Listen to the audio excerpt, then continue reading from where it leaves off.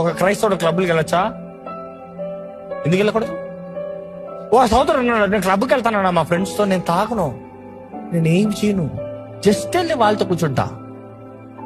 ఏమవుతుందన్నా? ఒక్కతిని చూచాను స్టోరీ వస్తుంది అక్కడ. సింపుల్. ఎందుకంటే ఆ స్థలాల్లో అపవాది అంటున్నాను, నేను అపవాది ఇంట్లోకి వెళ్తాను, అపవాది నన్ను ముట్టకుండా చూసుకుంటాను. That is not possible. దేవుడు నీకు అడ్చేస్తాడు అక్కడ.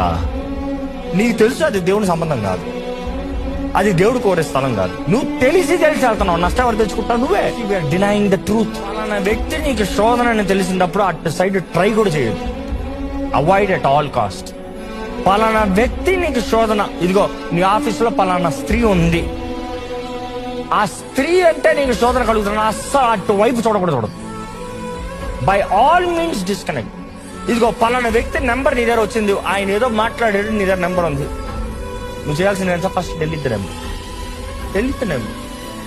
నెంబర్ డెలీట్ చేయలేకపోయావు. అపవాది నువ్వు అట్లే ఫుల్ రైట్ ఇచ్చావు అనమాట. దెబ్బ అయిన తర్వాత దెబ్బని చెప్పద్దు, నువ్వు తెచ్చుకున్నావు దెబ్బ. Take responsibility.